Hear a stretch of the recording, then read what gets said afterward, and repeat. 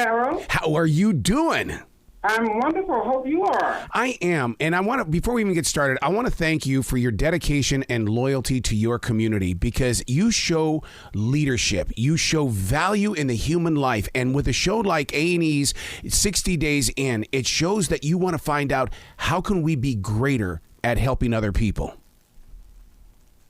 You're absolutely right. You absolutely got it. But for you to be in that moment, I mean, my God, I don't know how you can stay so strong on the inside, because I would just melt. Well, now, understand, I'm not as brave as the ones who are going in. I'm not the one that's going in instead of 60 days in. So let's give those accolades to them. They're a brave group of men and women who took on this challenge. And the challenge itself, I mean, this is something where they know that we're going in and we're going to get information, but we're also going to learn things that's going to help out your division, is it not? That's correct. So the people who came in were people who had their agenda or their perspective on change. And they also knew what my agenda, the things that I wanted to know, and they knew what their mission was. And so they commingled the two. And they knew what the goals were. They went in to obtain those goals. And so I was very pleased with how this went, and learning things about my detention center that I would never be afforded. Even the detention officers would not be afforded the opportunity to know some of these things. Inmates are not going to tell the detention officer, and they sure are not going to tell me what's going on the inside, and how things may be introduced into the system inside of the detention center. But what they do and will do, or what they will share, is with another inmate. And so that's the purpose of bringing people in who were pretending to be inmates so that we could get that information. It's almost like a mystery shopper, isn't it? Absolutely. It's almost like a mystery shopper. It's just a little bit more dangerous, but I guess it could be considered as the same. I would love to see the research on how this changes those who did step in there, because what happens is that you have to put reliability in communications, compassion. The art of listening has got to be a huge part of their toolbox. It absolutely does. I mean, those are things that we discussed through our training with the people who were going inside of the detention center.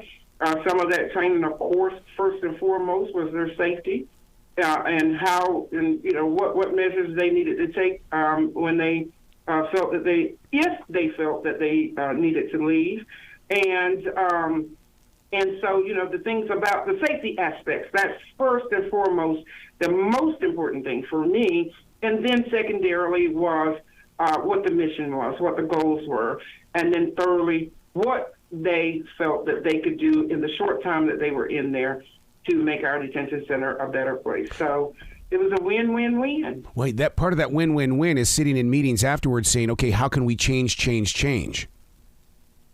Absolutely. I strongly and firmly believe that some of the participants will go back to their community with what they've even learned in helping their own community.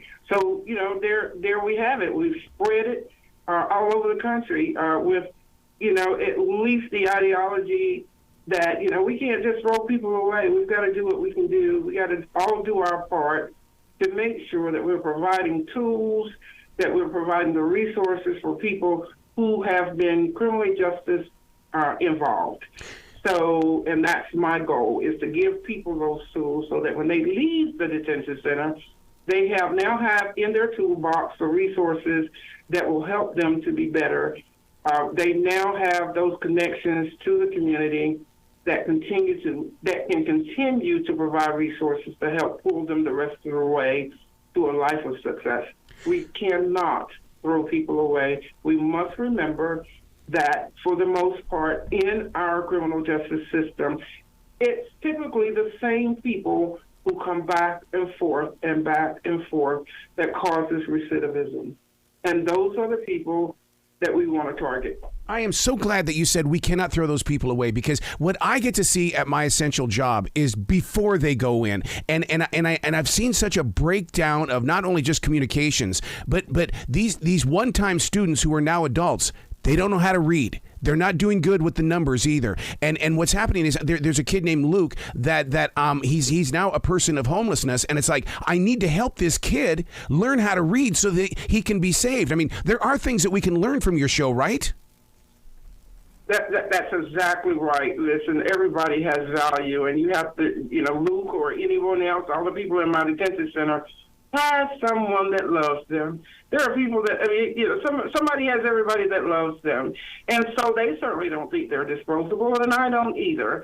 And, it's all about having a good community with people who are productive, and mistakes should not be the end all, because who among us have not made a mistake? Some people just didn't get caught, right?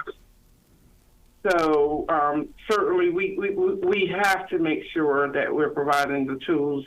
Otherwise, people are going to leave out of detention center and go right back to what they were doing in the first place, because nobody has taken the time to give them hope and to tell them that they can be a successful and productive person in the community. Yeah, because Sheriff, you really do seem to be the type of person that will show somebody some new skills and when they go back out on the street. But the problem is, though, is that a lot of these businesses on this side of the cells, they're going, oh, no, you spent time. No, they need to break open and give people the opportunity to step back into the community.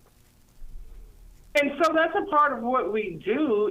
We also, do reentry. And so we've connected with businesses here and identified those businesses here in the county that will employ people. We're making sure that they're getting their GEDs while they're inside of the detention center, so that that's not something that prohibits them from getting a job. And so we've connected with those businesses within our community who will take a chance, who will give people a second chance. So that's just another thing, a tool that, we use to make sure that we're helping people. It's not just in the jail. Jail is where we meet them. Where do you meet people who are most in need? Typically, it's in jail. Oh, my God.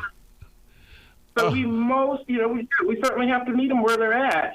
And that's where it begins. And then we also make sure that we are connecting them to those resources in this community that's sitting there, that they're hurting for people to work. Some of these businesses, some of these restaurants are hurting for people. And it's all about that communication, all about talking to people, all about making them understand. This show may help that. This show may open up some doors if people are looking at that might say, you know what, I never looked at it in that way, as to why a person is incarcerated in the first place, what trauma has happened, those kind of things. And so it might change some minds.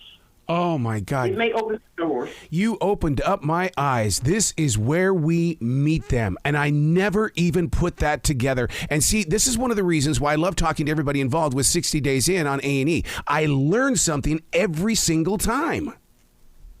Absolutely. Absolutely. And you know what I really hope that happens from here? That what we're doing here in little old Pitt County will spread like wildfire. Listen, these programs that we have is intentional in the way that it is comprehensive, that it is addressing such things as trauma that sometimes breeds, particularly in women who are criminally justice involved tend to have some type of trauma, but all people can have trauma that leads them to a life of incarceration, and we want to address those issues. What else are they going to do? They're sitting in jail. Let's utilize that time. I love where your heart is. Oh, my God. Please come back to this show anytime in the future, Sheriff. The door is always going to be open for you.